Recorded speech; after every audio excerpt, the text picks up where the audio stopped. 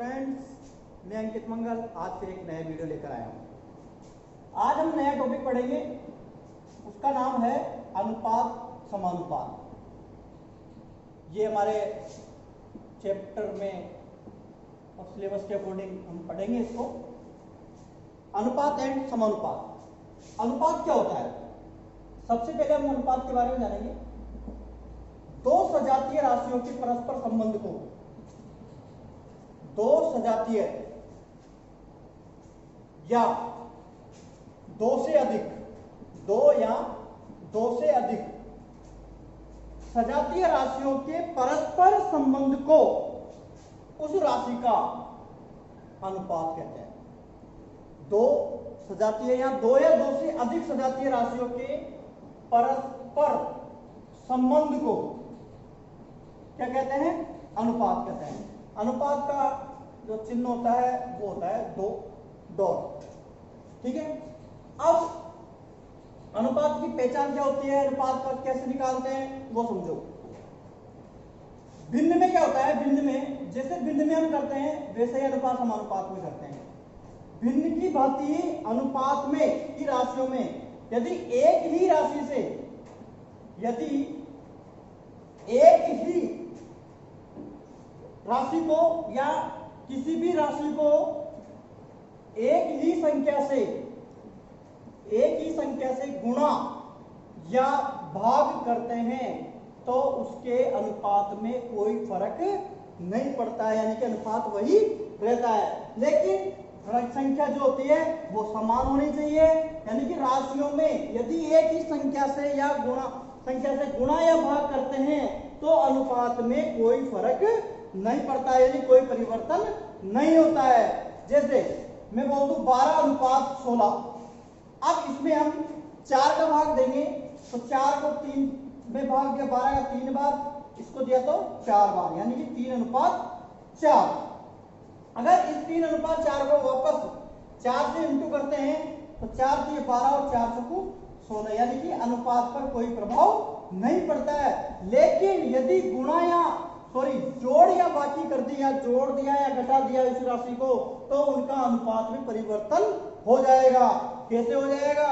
जैसे 12 + 4 कर दिया और 16 + 4 कर दिया तो 12 और 4 16 और 4 20, तो 4 चौक 16, 4 पंजे 20, जबकि आना चाहिए 3:4, यानी कि जोड़ने और घटाने पर तो परिवर्तन होगा, लेकिन एक ही राशि को यदि एक ही संख्या से समान संख्या से गुणा करने पर या भाग देने पर उनके अनुपात में कोई परिवर्तन नहीं होगा। ये होता है हमारा अनुपात। अब हम बात करते हैं समानुपात की। समानुपात क्या होता है? देखो क्या होता है समानुपात, समझो। समानुपात क्या बोलते हैं इसको? समान अनुपात। जैसे हम इसको हिंदी में समझेंगे, अनुपात के लफ्ज आता है समानुपात। सबसे पहले तो इसका चिन्ह होता है ये 4 डॉट। क्या होता है? 4 डॉट। देखो दो अनुपातों का मान यदि आपस में बराबर होता है तो उसको बोलते हैं समानुपात। कैसे बोलते हैं? कि जैसे बाह्य पदों का गुणनफल यदि मध्य पदों के गुणनफल के बराबर होता है, बाह्य पदों का गुणनफल यदि मध्य पदों के गुणनफल के बराबर होता है तो क्या कहलाएगा? समानुपात कहलाएगा। यानी कि बाह्य पद का गुणनफल और मध्य पदों का गुणनफल, दोनों का गुणनफल क्या होना चाहिए? बराबर होना चाहिए, तो समानुपात है, अन्यथा समानुपात नहीं है। जैसे मान लेते हैं ये भी दो प्रकार के होते हैं। एक होता है सरल समानुपात। सरल अनुपात क्या होता है? देखो जब एक ही राशि में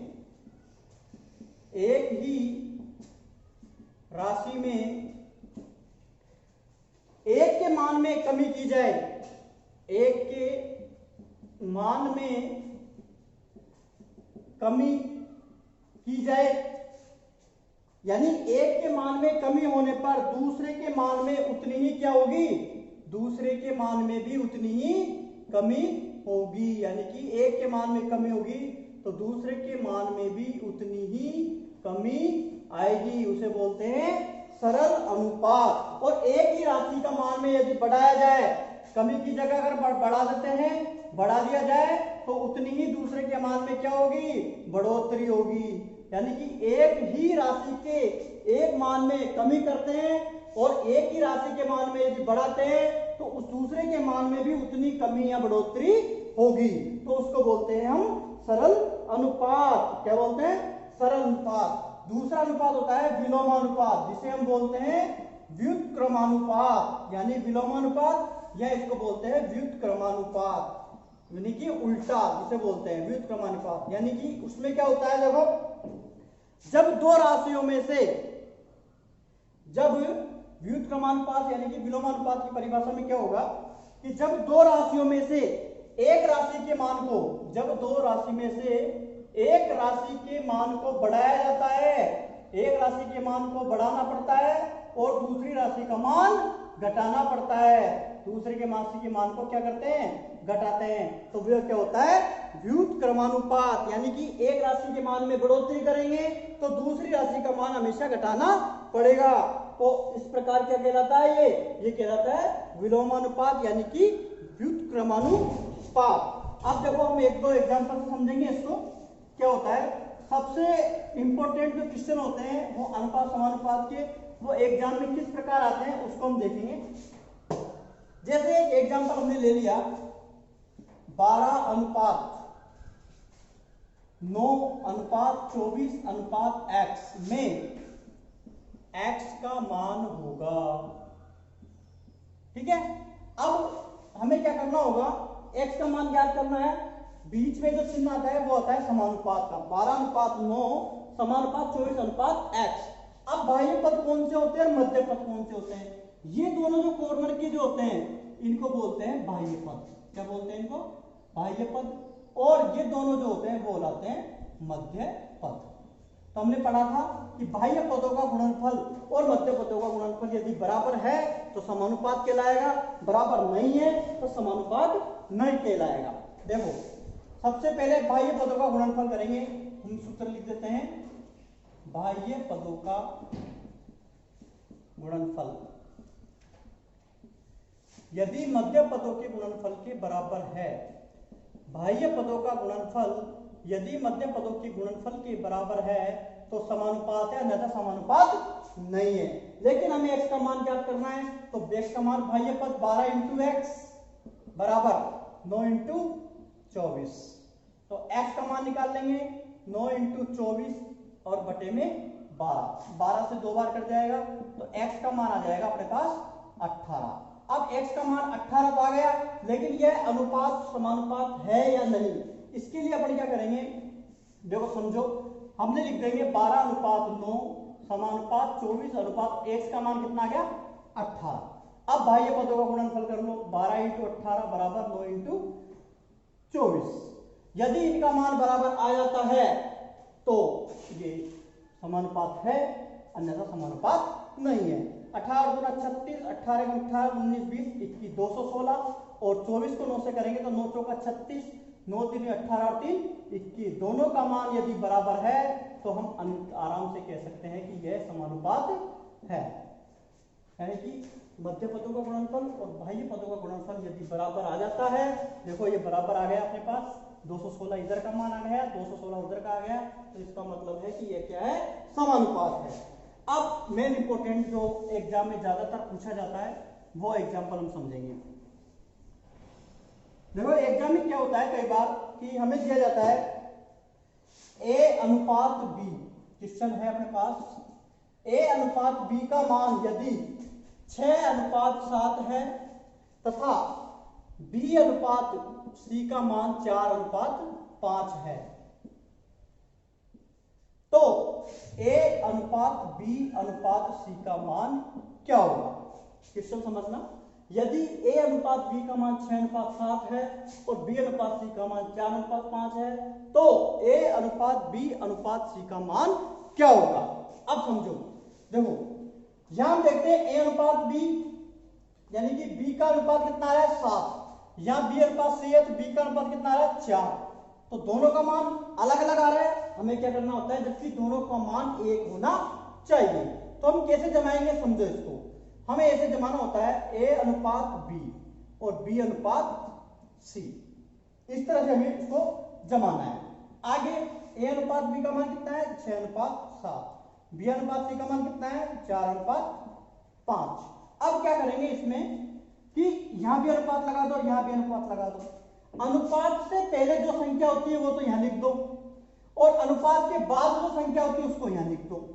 समझो बात को कैसे निकालते हैं, शॉर्ट ट्रिक है इसकी कि अनुपात से पहले जो संख्या दी गई है उसको तो यहां लिखना है ऊपर वाली लाइन में, ऊपर वाले अनुपात में, और नीचे वाले अनुपात वाली जो संख्या है यानी अनुपात के बाद वाली संख्या है उसको अनुपात के पहले लिख देते हैं और आपस में क्या कर देते हैं, गुणा कर देते हैं।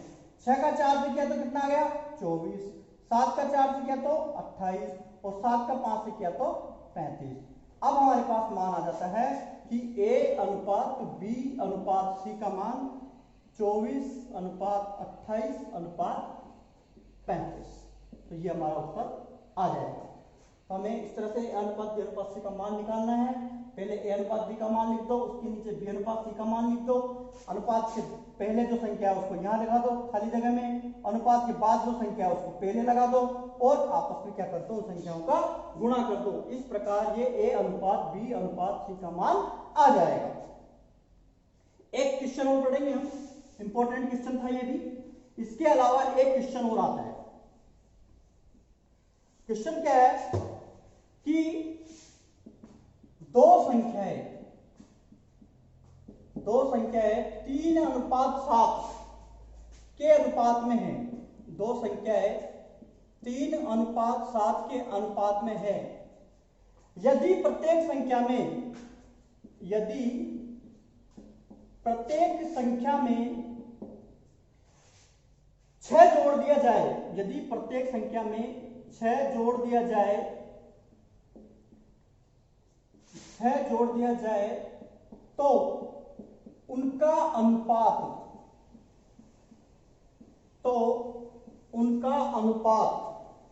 कितना हो जाएगा 5:9 हो जाता है। तो प्रत्येक संख्या ज्ञात करो। ठीक है, यदि दो संख्याओं का अनुपात है 3:7, यदि प्रत्येक संख्या में 6 जोड़ दिया जाए तो नया अनुपात हो जाएगा आपके पास 5:9। देखो इसको कैसे करते हैं, हमारे पास संख्याएं दी नहीं है, उनका अनुपात दिया गया है। तो सबसे पहले तो हम मानेंगे कि माना प्रथम संख्या तो हो गई अपने पास 3x और दूसरी संख्या हो गई अपने पास 7x। देखो मैंने बोला था कि अनुपातों को यदि समान संख्या से गुणा कर देते हैं तो अनुपातों पर कोई प्रभाव नहीं पड़ता है। तो हमने समान संख्या यानी x x ले ली काम में, x x से दोनों को गुणा कर दिया तो फर्स्ट संख्या हो गई 3x, सेकंड संख्या हो गई 7x। अब देखो ये कह रहा है कि प्रत्येक संख्या में 6 जोड़ दिया जाए, यानी प्रत्येक संख्या का मतलब 3x में भी 6 जोड़ दिया और 7x में भी 6 जोड़ दिया। तो हमारे पास नया अनुपात निकल के आएगा 5:9। कैसे जमाते हैं देखो, समझो इसको बात को। प्रत्येक संख्या में 6 जोड़ दिया जाए और ये जोड़ दिया अपन ने और उनका अनुपात 5:9, यानी कि इस तरह इसको लिख लेंगे क्योंकि 3x + 6 का मान 5 हो जाएगा, 7x + 6 का मान 9 हो जाएगा। हमें संख्या ज्ञात करनी है। जब दो भिन्न आपस में बराबर आ जाती है तो क्या करते हैं, ब्रज गुणा कर देते हैं। 9 का गुणा करेंगे 3x + 6 से और 5 का गुणा करेंगे 7x + 6 से। 9 का गुणा किया 27x, ठीक है, 9 छिक्की 54 आ जाएगा। इसको करेंगे तो 35x 30 आ जाएगा। पक्षांतर निकल लेंगे, x की संख्या को इधर ले आएंगे और बिना x वाली संख्या को इधर ले जाएंगे। इसको घटाएंगे तो कितना बचेगा 8x, किसके बचेंगे माइनस के। इधर घटाएंगे तो कितना बचेगा 24, किसके बचेंगे माइनस के। दोनों तरफ माइनस होने पर आपस में कट जाते हैं तो x का मान आ जाएगा 24/8 यानी कि 3। तो x का मान कितना आ गया 3। हमारे पास केवल अभी x का मान आया है, संख्या का मान नहीं आया है। अब हमने पहली संख्या क्या मानी थी 3x, तो 3x की जगह क्या लिख देंगे 3, तो नई संख्या कितनी हो गई 9। दूसरी संख्या 7x, तो 7 में 3 गुणा किया तो 21। तो पहली संख्या तो हो गई 9, दूसरी संख्या हो गई 21। तो हमारा उत्तर आ जाएगा 9 और 21। हमें उत्तर की भी जांच कर सकते हैं। कैसे कर सकते हैं कि प्रत्येक संख्या में यदि 6 जोड़ दिया जाए, अब अपने पास संख्या आ गई 9 और 21, इन संख्याओं में यदि 6 जोड़ दे, इसमें भी अपन ने 6 जोड़ दिया और इसमें भी अपन ने 6 जोड़ दिया, तो उनका अनुपात कितना आना चाहिए? 5:9। कैसे आएगा? 9 और 6 15 और 21 और 6 27।